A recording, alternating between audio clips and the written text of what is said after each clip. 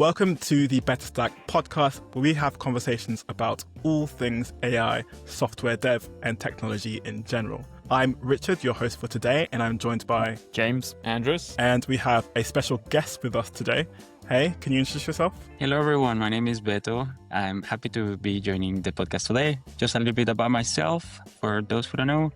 I work as a developer success engineer at Expo, and I also have a little side hustle called Code with Beto. It's a personal YouTube channel and online learning platform, mostly for React and React Native developers. Yeah, happy to be here. Thanks for having me.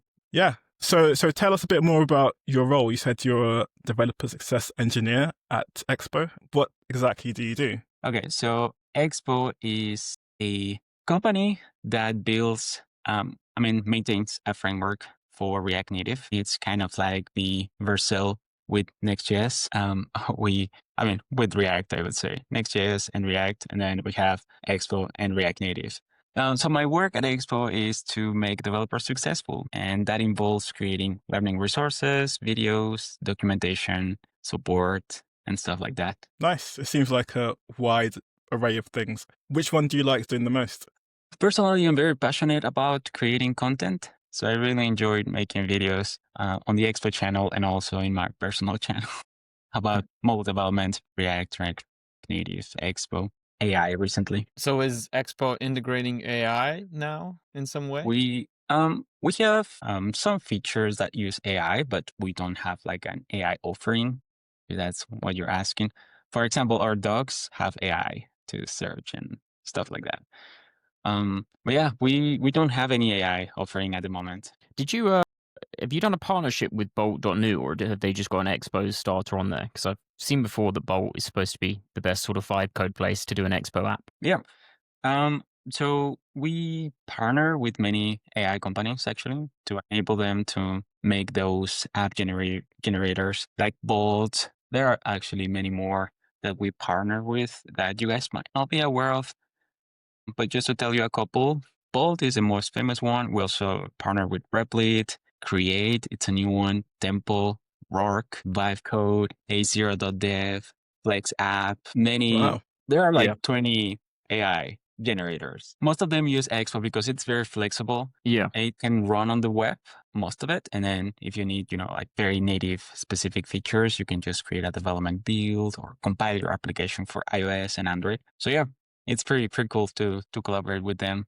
I guess at some point we should sort of do a little bit more about what Expo is, because obviously it's a React Native framework, correct? And it essentially it makes the process of building React Native apps way easier, because it's the only way I've actually built a React Native app before is through Expo. It seems like it is almost the default way that's recommended these days. Yeah, it is actually the official recommended way of building React Native applications.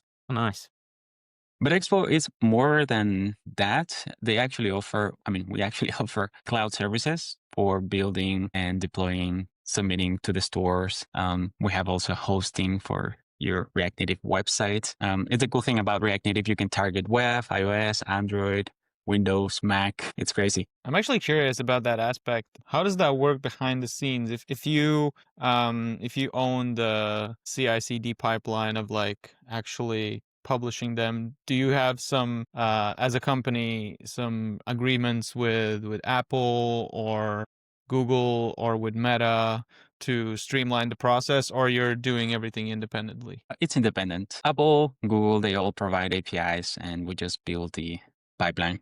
I've been very curious to try Expo launch and getting an app on the App Store, because all I've heard before is I've never actually published an app, is that process can be an absolute nightmare. So I'm very curious if it's obviously streamlined with Expo launch. Yeah, I was going to say I went through that process in my previous job, and thank God for Expo, because it really streamlines everything and makes it a lot easier. Nice. Happy to hear that. We recently launched Expo Launch, which allows you to just paste a GitHub URL. At the moment, it needs to be open source, at least at the time that you are deploying.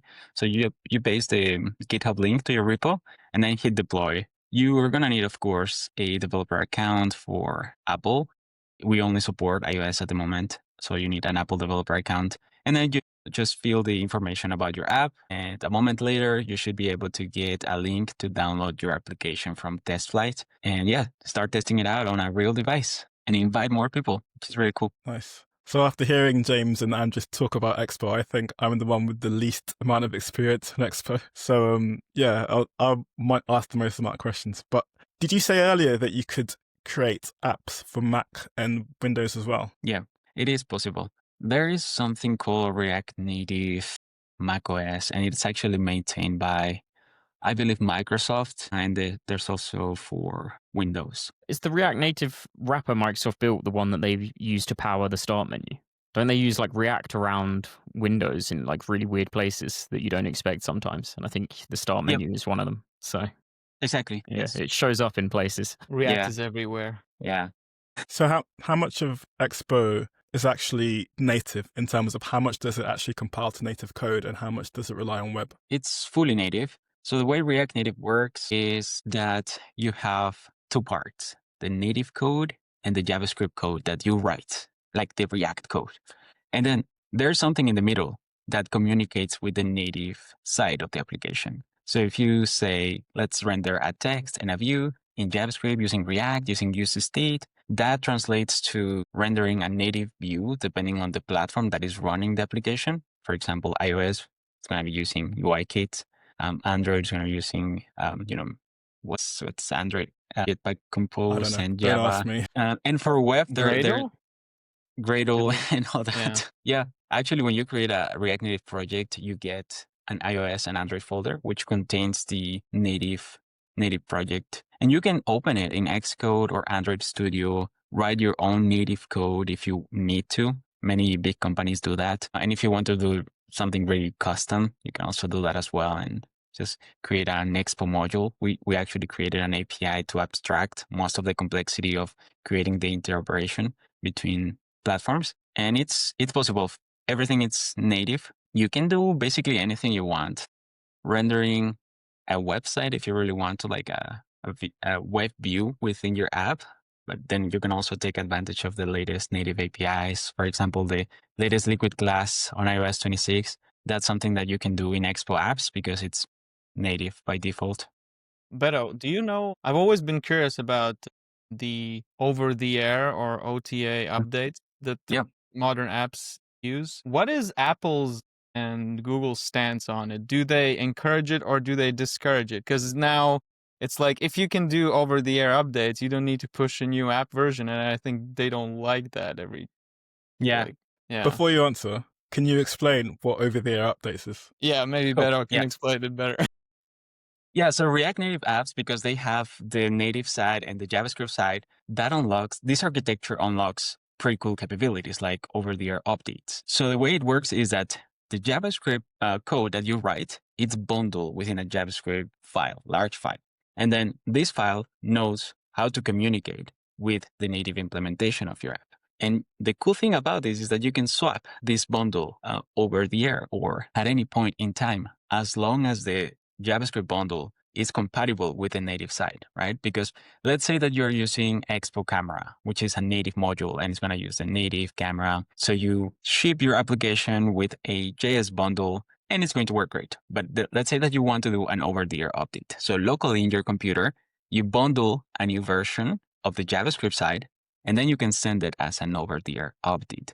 But you have to be careful because if you start using a native module, let's say Expo push notifications, and the first time that you ship your application, you didn't add that native module. If you send a JavaScript bundle that it's trying to use Expo push notifications, that is going to fail.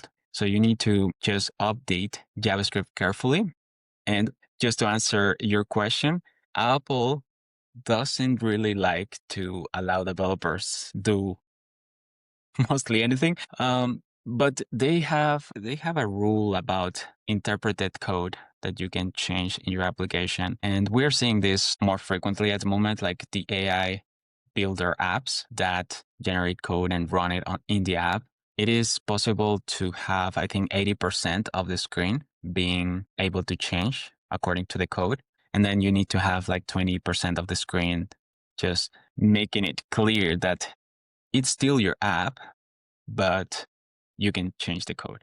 So for over-the-air updates, it's not recommended to do big refactors. Like let's say that you shipped a to-do app and then you made a huge change and now it is, I don't know, budget buddy app. That's not right. And if Apple catches you, it's going to, block you or take down your app.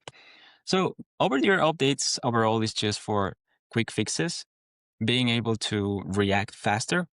Say that you have, I don't know, a bug in your app or have a promo today. So you send an over-the-air update that now shows a modal with the promo or fixes a typo. That's the use case of over-the-air updates because it's very fast. But if you want to do like a full refactor, add native modules and keep iterating over on the app, you need to create a new build and ship it to a review, compile it again, increase the version and stuff like that. Hope that makes sense. Yeah, so I guess it's still like a gray zone. Like they allow some things, but not everything. Yeah, small things. So let me get this clear. I'm just trying to picture what you said. So you can make your app with React Native. It's got a JavaScript bundle. And if you have an app that's already live and you want to update it with your updated JavaScript code, you can push the bundle to the app and then will it update specific parts on the fly of the app, if that makes sense? Mhm. Okay. Yeah. So we at Expo, we offer this library called Expo Updates. And we also offer a service called EAS Update. EAS stands for Expo Application Services. And basically it's a CLI tool that, once you update your app, you can run EAS Update, hit enter. That is going to bundle your project and ship it. And it's going to make sure that your deployed app is compatible with the JS bundle that you are shipping. So you don't have to worry about that. And we handle everything. So on the app, of course, before you start sending over-the-air updates, you need to make some configurations like installing Expo updates, making sure that you are checking for updates within the app. There are a couple ways to do that. You can do it like forcing an update on the user, or you can just do it passively when the user closes the app and opening it again, it is going to be updated automatically. So they don't even see anything. Or you can, just show like a settings screen that is telling the user, oh, there's a new update. Press this button to update. You can do any sort of things, like that. It's sort of, something you said encompasses what I think about like Expo is every time something comes up that might be hard to do in like React Native world, it's like, yeah, but Expo's got you sorted. We've already worked that bit out and now there's a tool for this. There's a CLI, like we've got it. Yeah, Expo pretty really does much. make that bit easier. Yeah, actually, that begs the question: are there any native things on the iOS ecosystem that Expo can't do as of today? Can't think of anything. One thing that I would say, it requires you to create a native module using Expo, but it's possible within your Expo app, but we cannot do it for you. One thing that I can think of is the new Apple Foundation models, which is on-device LLMs that can run on iPhone 15 Pro and up. So to access these latest APIs from iOS 26, you need to define, you could actually have a module that can answer simple questions from the local LLM. But if you want to do more extended things, like generating a structured data, let's say that you ask the LLM to generate a product and it needs to have a title, description, date, stuff like that. In that case, Apple at the moment requires you to create something called generable. It's a Swift structure that will let the LLM know what structure you want. So in this case, we cannot predict what the user will need to generate from the LLM. So in that case, you will need to write that Swift structure so that the model knows what you want. That's one thing that I can think of. But if you just want to ask something in general to the local LLM, we could expose an API and just make it available. And we're actually discussing something about it. So if I would want to add one of these foundation scripts or files, do I have to eject it from Expo, or can I still keep Expo and just bind it to the native module? Yeah. So the eject term, we actually don't use it anymore. Oh, that's an old term, right? I'm Yeah. old school.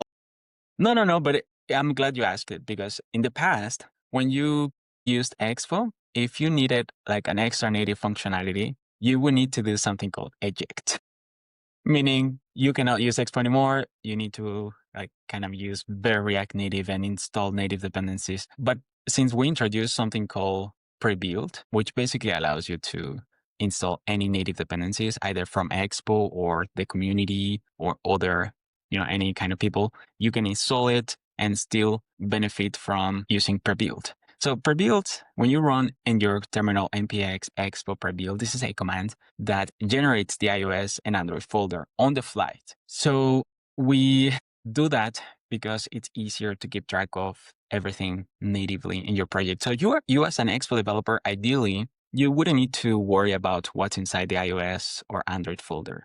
You just need to write your React code and use our APIs or APIs from the community. And then once you're ready to submit your app, you pre-build it, we generate the iOS and Android project, and then we build it and ship it. So you can do that with any library. There's no need to eject anymore. Now, one thing that I want to clarify here is that we do have something called Expo Go.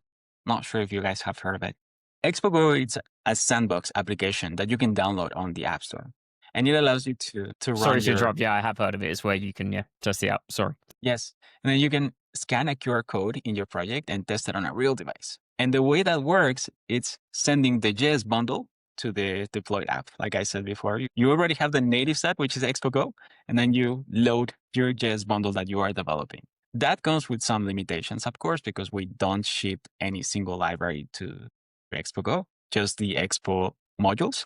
But if you need something else, you can pre-build your app and compile it in your device. So I hope that makes sense. I have another follow-up question. What if I wanted to use like heavy metal graphics library capabilities? Like if I wanted to create my own CapCut clone, could I do it with Expo, or I would have to go with React Native? No, if you want to use your React Native, you can do it with Expo. Unless you don't want to use React Native, you cannot do it with Expo. But anything that is React Native, you can do it with Expo. And Okay. it's open source. It's not like we're going to lock you in.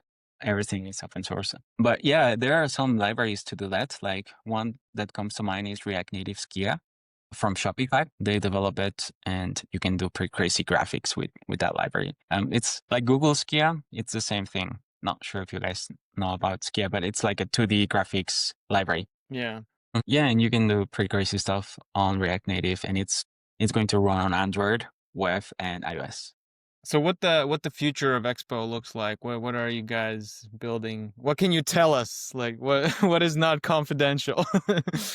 So we are iterating on the products that we already have. We want to make it super easy to submit apps to the App Store and Play Store. So like I said, we recently launched Expo Launch. So we want to add support for Android as well and the Play Store. And another big effort that we're working at the moment is bringing or trying to expose more native APIs, not only modules that work under the hood, but more like views. So we're working on something called Expo UI. And the goal of Expo UI is to expose all the native primitives that you can use on iOS and Android. This is especially useful right now because with the new redesign of Apple, Liquid Glass and all that, if you are not using the native primitives, you won't get that, right? And your application might look old, might look like a web view. And, for some apps, maybe that's right? That's okay. They need to still follow their UI standard and designs. But for, other apps that you just want to make it feel like a native app and enjoy of the new Liquid Glass effect, personally, I really like it. You need to use the native primitive. So we're working on exposing everything. It is actually possible to use any native primitive at the moment, but it's in beta for iOS. And in the following SDK release, which is going to be SDK 55, we plan to have an Android equivalent beta version as well.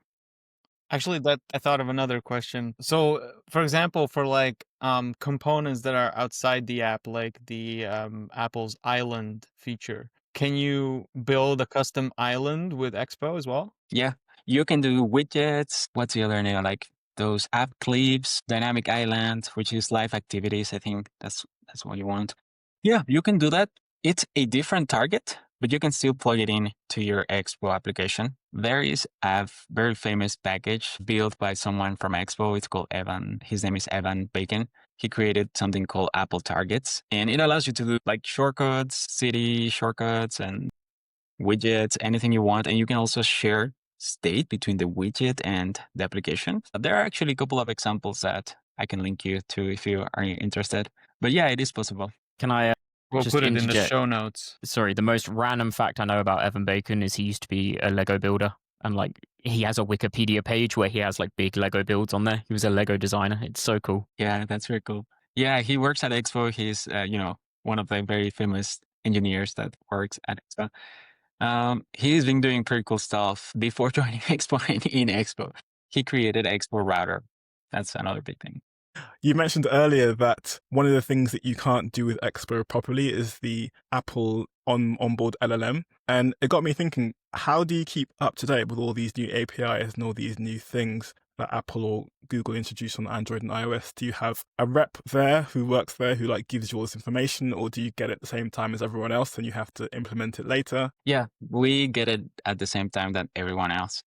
Okay. And we try to, keep the list of native modules that we offer not too long and also not too short, but we try to add anything that is useful and anything that Expo developers request. So one that I can think of that recently was added is age verification. And it's a new native API that's going to be actually required by law starting next year in Texas.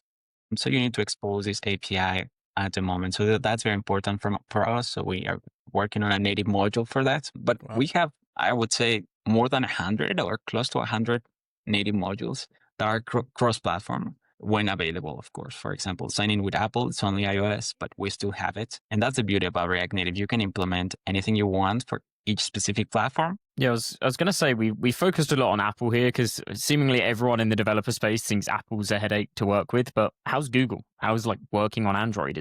Can you generally access most of the modules there and things like that? Yeah. So Android, I would say is the same in terms of implementing the native side. APIs are very similar.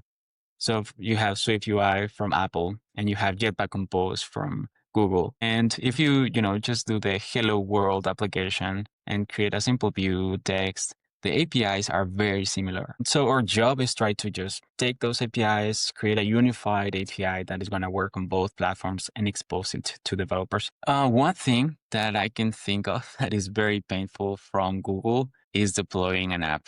It used to be easier, but now it's a pain. They ask you for testers. You need to have at least, I think, 10. Otherwise, you cannot even submit it for review. Yeah, they are being increasing the complexity to publish an application. Whereas Apple, it's been making it very simple. In their review process, it's actually faster in my experience. It used to take like 7 days, maybe 2 weeks. Now it's 1 or 2 days to get your app approved, at least for beta testing. So you get a public link, and then you can share it, and up to 10,000 people can download it. After that, you can publish it. Is that through TestFlight? Yeah, through TestFlight. That's one thing from Google that I can think of. Yeah, I've had the same experience. I remember when they introduced the 10 testers requirement, it was such a big news all around. Like everyone was so angry about it. Like, yeah, I don't know why they're making it harder on themselves, but yeah, maybe they have their reasons. I was going to say, I feel like for years the Play Store got a bad reputation for like a lot of scammy apps on there, and I guess this was their attempt of trying to actually implement a process to review them more. That's it. So just to confirm, you have to have 10 different people test your app before it goes live. I don't remember the exact number, but you do. It was 10, yeah. I remember 10? it. Okay. Yeah. Wow. Yeah. And you could just make it up, right? You could just say, oh, these are 10 people, make up some names. How do they know? You have 10 phones. Yeah, just make 10 email addresses. I don't even think you need to use the same phone. I'm not actually sure, but somehow people circumvent that in ways. Imagine for solo developers, that's a pain. Yeah, that's wild. So, Beto, in your humble opinion, what is the benefit of making an app with native tools? Like, what's the benefit of users going native and going React Native, if that makes sense? Yeah. Well, I can think of many benefits from just using Swift UI to build your app.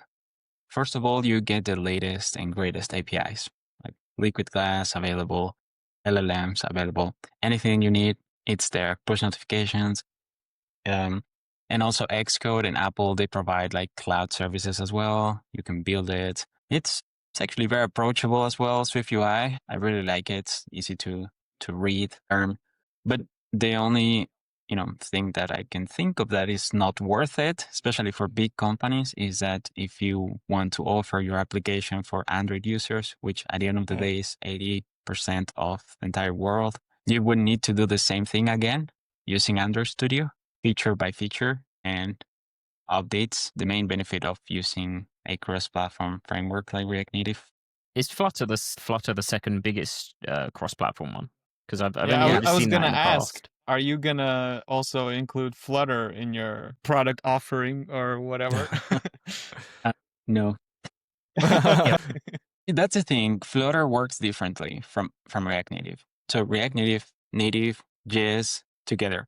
But Flutter, they went the path of building pixel by pixel and rendering it so that you get cross-platform consistency. But it comes with the pin that when Apple decides to change their entire UI, you will need to update all the APIs that you have been building so far. Because right now, Flutter, the way it works is they try to mimic the iOS UI, right? So they give you tabs, they give you everything, and it looks like iOS, but it's not native. And then when Apple changed the design, because it's not native, now they need to re-implement again everything to make it look like liquid glass. Now, imagine trying to re-implement liquid glass.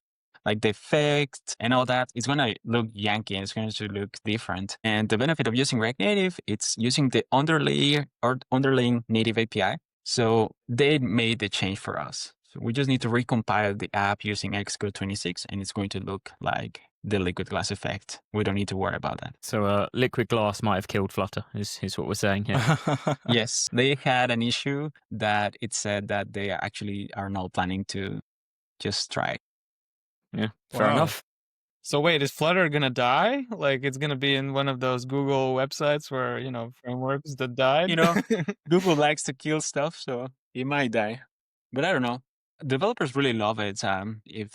That's something that I've noticed it as well. They have like a big audience. Maybe it's because it's from Google and they put into it a lot of resources. They have really nice docs. They have a team building tutorials, creating tutorials, and it's very well documented. I don't think it's going to die anytime soon, but they are going to struggle. At least they are going to fall behind until they can, provide some solution for this. I remember seeing a tweet from someone at Expo about the amount of the top apps on the App Store that use React Native now, and it's a significant amount of them are built with React Native because obviously big enterprises, as you said, love that they can just build one app and it's for Google and all of them.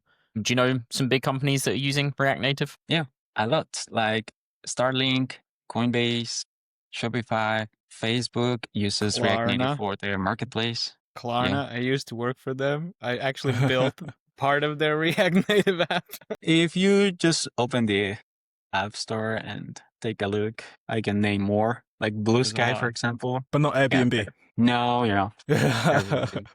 They Why not? The question is why not? Yeah. they were using React Native. Yeah. But they Really? moved off. Oh, Like, wow. what is it, like 3-4 years ago? Do you know what was the They're reason one of the for biggest it? companies using it, right? Yeah, they were one of the biggest. The reason, I don't know, it's been years, but this topic still comes up Yep. every day.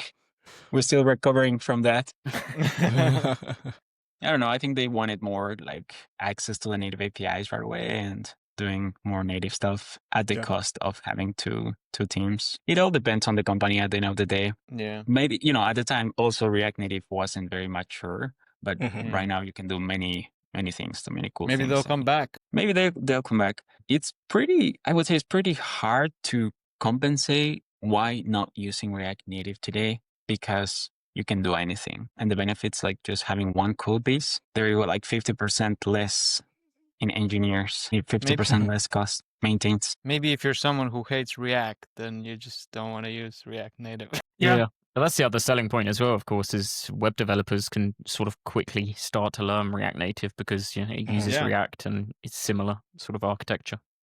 Exactly. Same syntax. So yeah, that's how I built an app and why I picked Expo and React Native was because I already knew React and it seemed like the easiest path in. You can have just the React skill and you're done. You're good to jump into it. Beto, I want to ask about you. So what was your journey? How did you start at Expo? And you mentioned you You worked for Walmart before, so tell us about Yeah. yourself. So I'm originally from Mexico. I moved to the US close to 10 years ago. I studied computer science in Mexico, so I knew a little bit of programming in C++, a little bit of SQL. But yeah, I've been always very interested in mobile apps and mobile games. So my journey actually started building mobile games using Unity, mini Cool. games, like 2D games, That's awesome. like Flappy Bird style.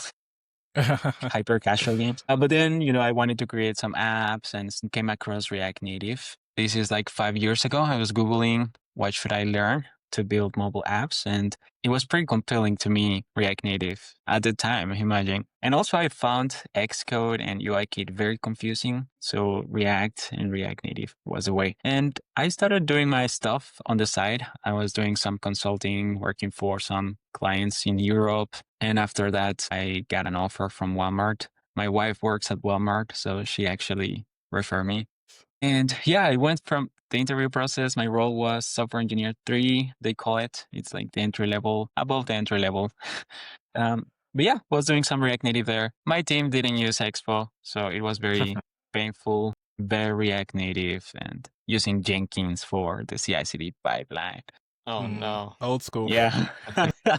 And actually, one of my tasks was to fix the CI/CD pipeline with different environments, dev, QA, production. Oh, So I man. was doing that. I actually enjoyed it. Got the relocation package, moved to Arkansas. I had to go to the office 2 days per week. It's not that bad. I was happy. But then someone from Expo, Brent, he reached out to me because he saw my videos. By the way, I skipped that.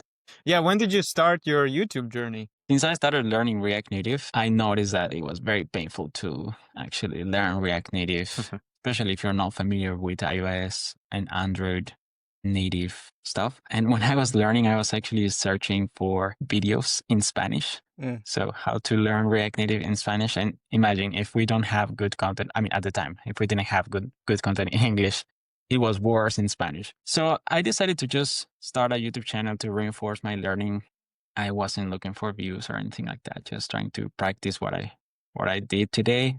I'll create a video about it, like how to create a login screen, how to use a button, how to create how to connect Cognito or AWS Amplify, Firebase. Those are the things that people used to use at the time. Then I realized that I was getting many comments, and not many comments, like, maybe 5 or 10 people asking if I could do the video in English because they couldn't understand anything in Spanish. But still they were watching the video and somehow they were able to, I guess, learn Spanish and also implement the UI. So I, pushed myself because I didn't speak English very well at the time. Pushed myself. I took 3 of the most popular videos from my Spanish channel, starting a new one in English, and did voiceover. I only did 3 and leave it alone for 3 months. And then I went back and each video had like 30K views. So it was a lot for me, still a lot. Wow.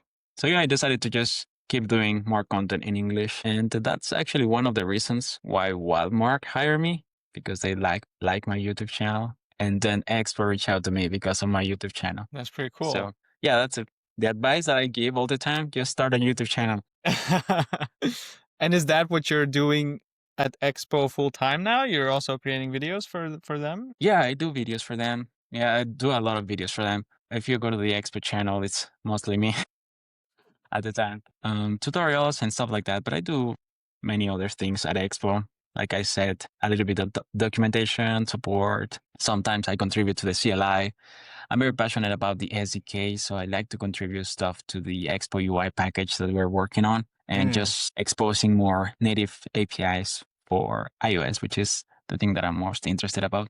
But yeah, that's how I started on YouTube, and I keep going till today. I was going to say, let me tell you guys, I was watching the VetterStack YouTube channel, and it's pretty cool. You guys Thank are you. doing really awesome. Oh, thank you, thanks. Beto. Awesome You're work. very kind. Very professional. I like the way you guys edit, like the pace of the video. Very well done. Thanks, Because- Beto. Thanks. We'd love to talk more about that, but this is about you. The focus is on you. So, Speaking of CLIs, you actually built a tool that creates icons. Tell us about that one. Yeah. So I was vibe coding one weekend, trying Cloud Code, and I wanted to build something that it was going to be useful. And once you create 100 apps using React Native, you start to notice some of the pain points. One of them is creating icons for each app that you build. And AI, it's pretty good at that if you have a good prompt and good settings. So I wanted to create a tool that would make it super easy to create an icon and super fast. So using the image API from OpenAI, I just created a CLI using that. It's called Snap AI. And the goal is to run it mainly on Expo apps or React Native projects because it generates the icon and puts the icon inside the assets folder. So you can just change the path for the icon and you're done. That's pretty cool. Because I remember there were so many of these online tools where you have your icon and you just upload it and then it creates like versions of different sizes for you. And that was Yeah. always a pain. And then you have to like put all those size icons in the assets folder. Yeah, I've still been doing that. I did not know this CLI existed. I really need to upgrade that. Yeah. So Expo only asks you for a 1024 by 1024 PNG image, and we are going to use that for iOS. And then you can also do the same for an adaptive icon, but then you need to make it a bit smaller to be in the safe areas, but you can reutilize that for the splash screen. So yeah, if you have the main asset, you are 90% done. So yeah, if you want to try Snap AI, just run in your terminal npx Snap AI, and it is going to tell you instructions on how to set it up. Nice. And for everyone listening, we will add all the links in the show notes so you can find all of these resources. Yes, one of us will add them. I'm not sure who, but one of us will do it. Speaking of YouTube, Beto, I'm sure your journey must have involved lots of different mics, lights, cameras, and tech. Do you want to talk about what you're using now and why you chose it? Yeah. Okay. So just for inspirational purposes, when I started my YouTube channel, I was using my laptop's mic. It was nasty, but it worked. Then I searched for the cheapest microphone that you can find, but good one. And it's a Yeti mic. I think That's actually what I'm using right now. Yeah. Using that. I see it. We're both using that. That's a pretty good one. And I was using that one until recently that I wanted to just upgrade. I was just tired of it. I've been using it for 2 years and I upgraded to the Shure SM7B that you can see here, which is pretty much what everyone uses. Yeah, like it's guys. the YouTuber like Mike. Everyone has it on podcasts, anything. Yeah, everyone. And it's not that expensive, around $450. So yeah, it's expensive if you compare it to the Yeti, which is $100, I think. 120. But then I was also playing around and got excited and bought this Sennheiser shotgun mic because, this one is pretty cool, but you have to have it in front of your face all the time. Yeah. Otherwise you will lose the audio. And it's pretty annoying because I cannot move my hands. I'm always hitting it. So I'm trying this one. It's pretty cool. Very expensive though. I paid almost $900 for this one. Wow. Yeah, that's actually one of the go-to mics for filmmakers that I know of. Yeah. You already know. Were you going to ask about the audio equipment? Because I was going to ask I was going to ask about the mic. Yeah, what's so special about the mic? Yeah, just to finish with the mic, if you want to upgrade to the Shure or the Sennheiser, just keep in mind that you're going to need to get as well cables and an audio interface. And you're going to end up paying money. Yeah. If you're starting out, stick to like a $20 USB mic, honestly, like proof of concept. And then if you get some views, upgrade from there. Yeah, exactly. Yeah. So your Sennheiser, do you record it on a Zoom or directly to camera? What does your setup look like? Zoom. I have a Zoom audio interface, Z5, I think it's called. Maybe I can show you here. Actually, it's here. This little thing. And I think Richard had a question. Wow. What's so special about the Sennheiser? The Sennheiser, yeah. You said you can get good audio even though it's far away from you. How does that work? Yes. So you need this thing. Okay. Basically, you can increase the gain. The difference between the Shure versus the Sennheiser is that this one is hungry for audio. So you can put it very far away and still get good audio. Of course, you still need to keep in mind that maybe you have echo in the room. But yeah, you can have really good audio, and just put it out of frame and it's going to look like you don't have a mic. That's something that I really like. And it's also used on Hollywood, for filming professional movies. So I wanted to feel like a pro. That's why I get it. Nice. And what camera are you using? Yeah, for the camera, it's a Sony ZV-E10 second generation. It's a YouTuber's average camera Okay. with the lens Sigma 16 millimeters 1.4. I think Yeah, James the is one- using the it's on a same. list of like, That's the the ones one- that you should get when you want to upgrade. Yeah. I've got, I think, the ZV one, which is the digital one that's like a tier behind that, but that would be what I would upgrade to. Previously to that, I was using my iPhone. Yeah. iPhone honestly is better than the camera I have now. I think my problem is my iPhone kept overheating. So I recommend everyone just uses their phone if you're going to start out. It's they're all very good cameras now. Yeah, when you're starting out, focus on the content, not on Yeah. the equipment. Exactly. Yeah, I mean, I got these fancy things just recently, like 2 months ago, and I've been creating content for more than 3 years now. And views are the same, I would say. It is good that the quality is high, feels good, and viewers realize that. So that's something very important. And if you have the money, I think you should invest in that, especially if you're doing it full time, For sure. or you know that you're gonna be doing it. Otherwise, don't do And it. It's a lot of And money. your lighting setup is just beautiful. Yes. Like I'm looking at the background lights, they look just amazing. Thanks. So for that light, I use the Amaran and Aperture lighting lights. I have 2 tubes, 4 feet. One of them is my hair light. You cannot see it, but it's here. And then the other one is in the corner. Then I have a little bulb there. I'm happy Right. I'm And not then- the only one with a hair light in the call. Everyone's Yeah. somewhere off camera up there. It makes a huge difference. It does. I had to like prove it to my partner. She was like, what are you doing with this? And I was like, no, trust me. Like, come and see the Yeah. before and after. Like, it actually makes a big difference. Same. My wife was like, oh my God, you have a lot of lights. What are you doing? And I was like, no, I need one more. And have you got a softbox? Yes, I have a softbox for the key light.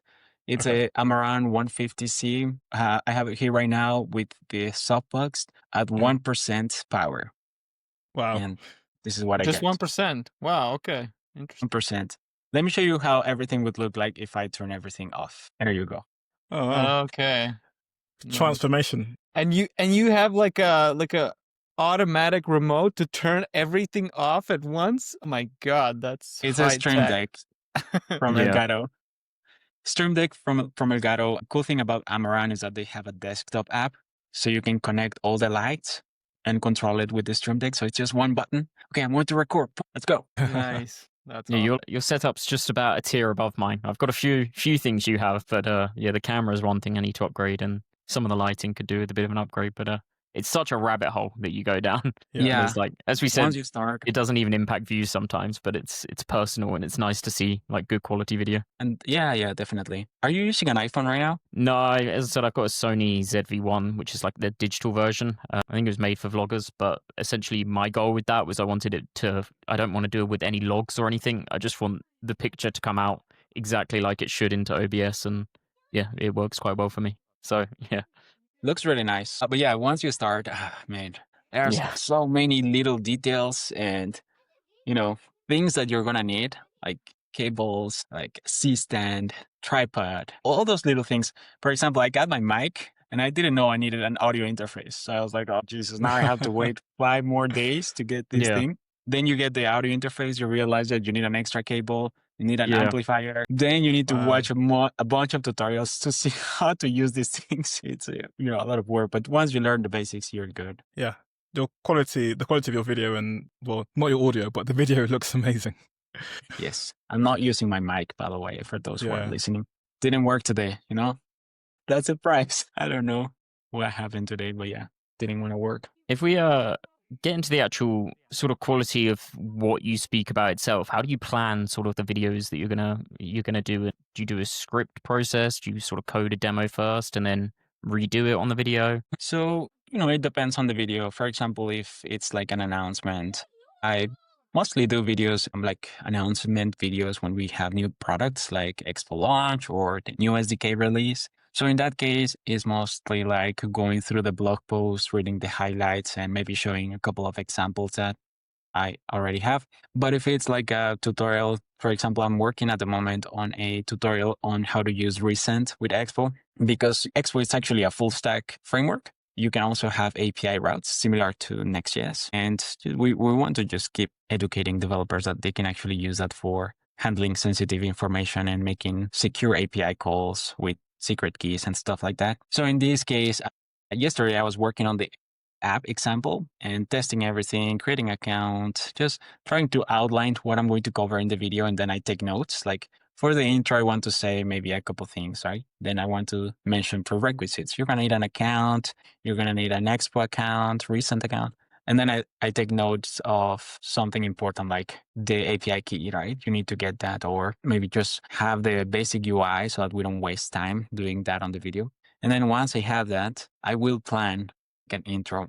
It depends on, again, what is the video about. So in this case, this is a tutorial. So I don't try to optimize for retention or a very detailed hook on how to keep the viewer engaged. It's mostly like I know that people that are going to be watching this video want to implement recent, or they are curious about sending emails with Expo. So it's more like, I think I'm going to say something like, hey, welcome back to the channel. In this video, I'm going to teach you how to do this with API routes. Let's get started. And I roll the intro. And then it will be like, let's go to the prerequisites. But I do have a prompter. I do like to have a script, even if it's going to be a basic intro, just for the intro. I like to read the script. It makes me record faster and be happier with the result. And then after that, I will edit the video using Final Cut Pro. I don't do fancy things when editing, just cutting off the silence, adding the intro, maybe a fancy transition here and there, and adding text, maybe add some video highlights. But yeah, nothing super complicated. Like you guys, I know that you have many text moving around. I'm curious how you guys do that. I'm a Final Cut editor, so there's a plugin called Design Studio, which they've got like a load of pre-designed ones that you can drag in and then customize from there, and it makes it a lot easier for Final Cut. So yeah, you can get really good results really quickly. So yeah, I use Final Cut because I think it's sort of the quickest way to cut up video, and it works so well on a Mac. So yeah, I actually switched from Premiere this year because I just didn't want to pay Adobe monthly. Good move. I also like Final Cut Pro. I didn't know about Design Studio. I'm gonna try it out. I use Motion VFX. Not sure if you know about it. Yeah, no, that is Motion VFX make Design Studio. Yeah. Damn it. I got it and I don't use it. I think we all use different tools for editing. I use something called Camtasia, which is you can record on Camtasia and then you can edit in the same tool. So it prevents me from moving over SD cards or dragging over files. And yeah, Camtasia comes with a lot of effects and stuff. So I just use what they provide, but nothing fancy. Nice. Andris, what do you use? I feel like I feel like there's a lot of Premiere haters here, but I use Premiere actually. I'm an Adobe guy. How dare you? I didn't hate Premiere. I hated Adobe. There's a difference. I can't say anything bad about Adobe. I like Adobe, but yeah, it's so funny that each of us has their own like setup and ways how we make videos, although it's one channel. Yeah, at one point there was 4 of us, and all 4 of us had a different editor. Like just by nature of how we were making videos before, we just all used a different piece of editing software. Yeah, Bernard used DaVinci, so yeah, we were all on different editors. We covered all of them. Yeah, editing is a lot of work. It's, you have to know a lot of things when you are creating a video. Yep. And you do all your thumbnails as well. Yeah, you're wearing many hats. Thumbnails and titles have to be the worst part of YouTube. I've got to say, it's you can, as I've always said, you can make the best video ever, but then if you don't give it a good thumbnail and title, sometimes it just might not be seen by anyone. And then people only watch like 50% of viewers will drop the 15 to 30 seconds after the video starts. So you have to really, I don't know, optimize a lot of things that viewers might not realize. Gotta have a good hook. Mm-hmm. The hook. It's a whole rabbit hole again, YouTube. Yeah. And then posting about it. It's cool. It's rewarding. But it's also humbling when no one watches your video, right? Yeah, I've always said that sometimes the video you put the most amount of effort into will be the one with the lowest views, and the one that you did quickly in like 2 hours it'll get so many views, and you're like, oh my God. Yeah, it's such a lottery game. You never know which one is gonna do the best. Sometimes weird videos blow up. Yeah, it's crazy. It's the algorithm. Difficult to predict, but you have to be a slave to it. Yeah. It's true. Cool. Are there anything else anyone wants to ask before we wrap up? I had a really random question that I thought of, which is, how does React Native work with foldables, and are they an absolute nightmare to build apps for? Because it just seems to me, if I was building an app for an iPhone, getting it to work on like Samsung's Galaxy Fold would be just a whole headache. You know what? I have no idea. One of my coworkers, he has a foldable. I'm gonna ask him. Yeah.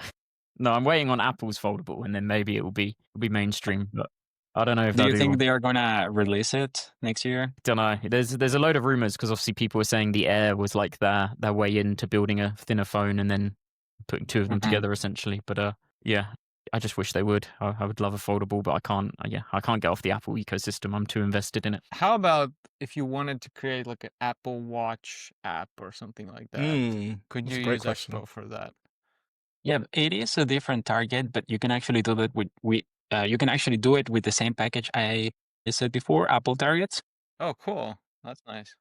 I did a simple app the other day, but I don't have it in my Apple Watch anymore. Just for testing, but it is possible. That's so cool. Because that's a new feature, right? Because I remember like a few years ago that wasn't possible. Yeah, adding targets, yes. Mm-hmm. But you know, most developers, they don't care too much about the Apple Watch apps. I guess, it's a very small percentage of users that Yeah. have an Apple Watch, and then I guess even it's more smaller like, one that it's more in they the actually use it.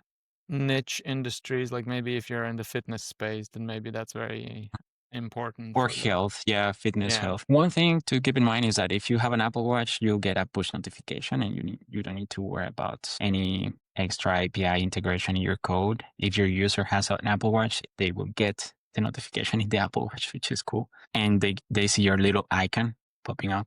That's cool. Cool. My final question was whether you have any controversial or spicy tech takes that you want to share publicly. Do you want a spicy take? I guess my take would be stop using Flutter. Flutter is dead, man. Yeah, I think we can all agree on that one actually. So that's a good one.